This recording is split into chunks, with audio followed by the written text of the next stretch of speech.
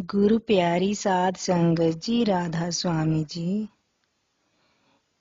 संगत जी, ये वे चिट्ठियां हैं जो हजूर बाबा जैमल सिंह जी ने महाराज सावन सिंह को तथा और दूसरे प्रेमी सत्संगियों को अपने हाथ से लिखी थी, जबकि वे रावलपिंडी, कोहमरी, खैरागली की ओर नौकरी पर थे। बहुत पुरानी होने के कारण अगरचे इनका कागज जीर्ण हो गया है, पर फिर भी वे अभी तक ठीक ठाक पड़ी जाती हैं और अपने मूल रूप में हमारे पास सुरक्षित हैं। हजूर महाराज बाबा सावन सिंह जी ने इन्हें बहुत संभाल कर रखा हुआ था और कई कई बार पढ़ा करते थे और आम सत्संग में कहा करते थे कि मुझे किसी वेद शास्त्र ग्रंथ पोथी को पढ़ने की जरूरत नहीं, क्योंकि मेरे पास मेरे बाबा जी की चिट्ठियां हैं और मेरे लिए वे ही काफी हैं।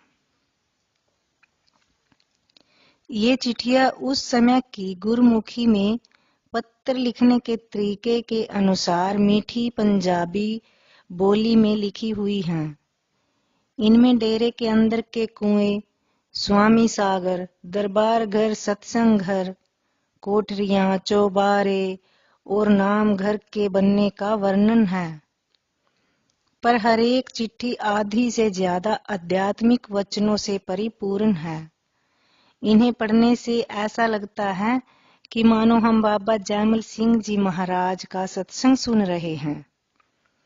हर एक चिट्ठी में बाबा जी ने मनुष्य जन्म के महत्व, पूरे सतगुरु और नाम के मिलने, सत्संग, भजन, सिमरन रोज रोज करने अर्थात बिना नागा जितनी हो सके नाम की कमाई करने, तन मन धन सब सतगुरु का समझने और मौत को हर वक्त याद रखने की ताकीद दी है।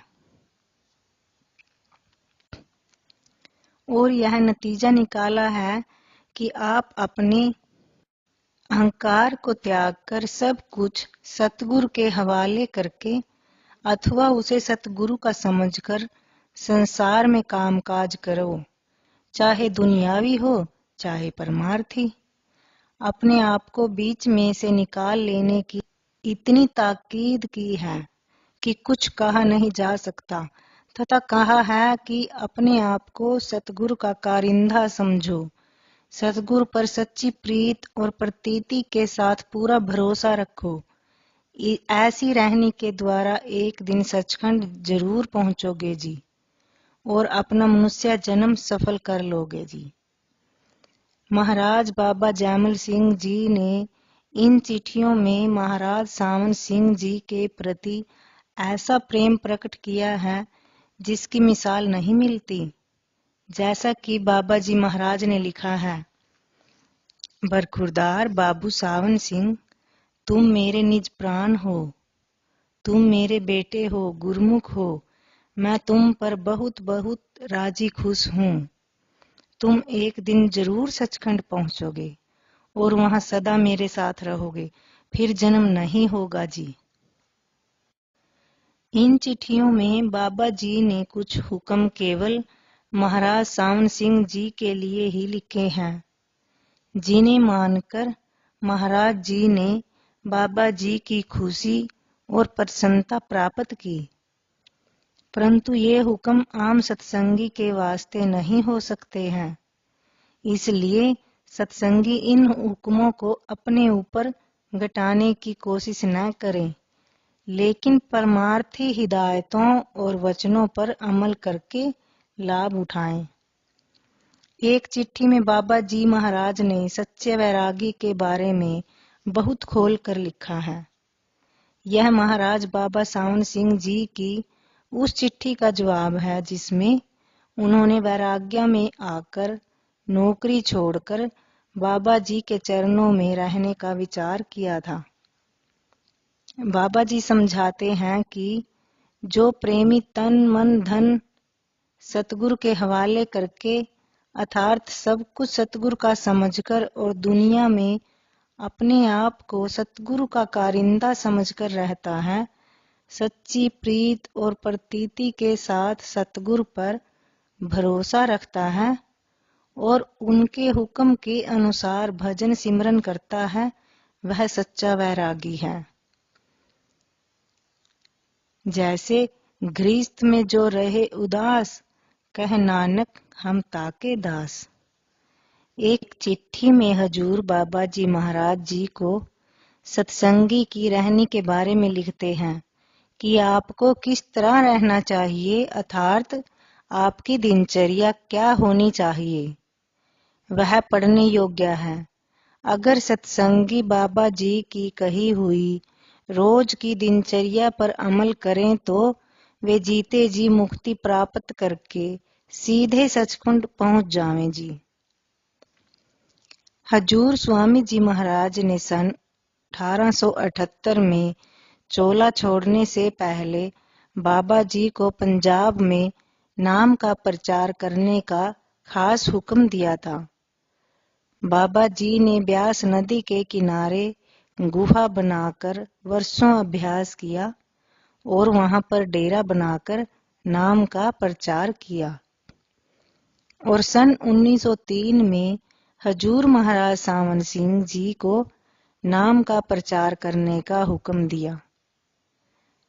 हजूर स्वामी जी महाराज के चोला छोड़ने के बाद स्वामी जी महाराज के छोटे भाई सेठ प्रताप सिंह जी, चाचा जी महाराज और सेठ सुदर्शन सिंह, सेठ प्रताप सिंह जी के सुपुत्र का बाबा जैमल सिंह जी और महाराज सावन सिंह जी के प्रति बहुत भाव और प्रेम प्यार था।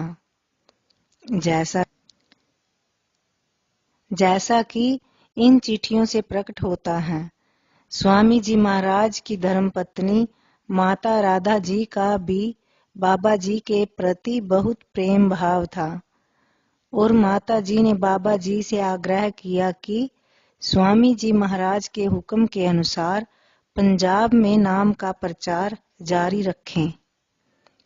यह हजूर महाराज सावन सिंह जी की कृपा है कि डेरा दिन प्रतिदिन उन्नति कर रहा है और हिंदुस्तान और बाहर के देशों के लाखों मनुष्य सत्संग और नाम से लाभ उठाकर अपना जन्म सफल कर रहे हैं।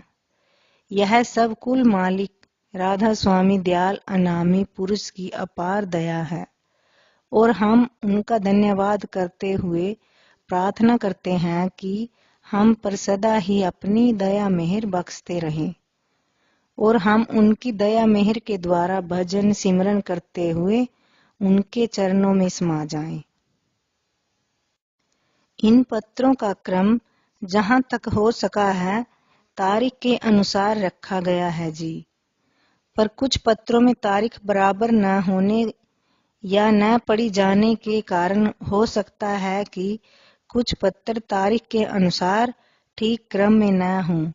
आशा है कि प्रेमी सत्संगी और परमार्थ के खोजी इन सब पत्रों को सुनकर लाभ उठाएंगे जी। धन्यवाद। राधा स्वामी जी।